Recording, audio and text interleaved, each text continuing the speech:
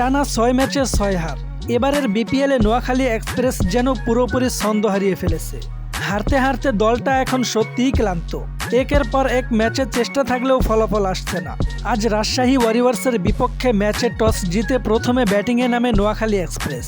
শুরুটা বেশ ভালোই করেছিলেন সৌম্য সরকার। তিনি খেলেন 43 বলে দারুণ 51 রানের ইনিংস।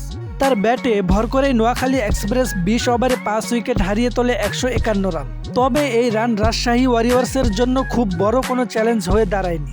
জবাবে ব্যাট করতে নেমে বিপিএলে নিজের প্রথম ম্যাচেই দুর্দান্ত পারফরম্যান্স দেখান মোহাম্মদ ওয়াসিম। মাত্র 35 বলে তিনি করেন 60 রান, যা ম্যাচের মোড় ঘুরিয়ে দেয়। তার ঝড়ো ইনিংসের উপর ভর করে রাজশাহী ওয়ারিয়র্স খুব সহজেই জয়ের লক্ষ্যে পৌঁছে যায়।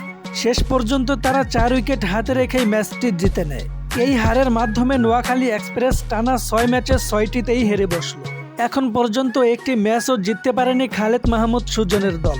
অন্যদিকে এই জয়ে রাজশাহী ওয়ারিয়র্স সংগ্রহ করেছে 8 পয়েন্ট এবং পয়েন্ট টেবিলের 3য় স্থানে উঠে গেছে। প্রিয় দর্শক, প্রশ্ন থেকেই যায়, এবারের বিপিএলে নোয়াখালী এক্সপ্রেস আদৌ কি কোনো ম্যাচ জিততে পারবে, নাকি একটি ম্যাচ না জিতেই এবারের বিপিএল শেষ করতে যাচ্ছে দলটি?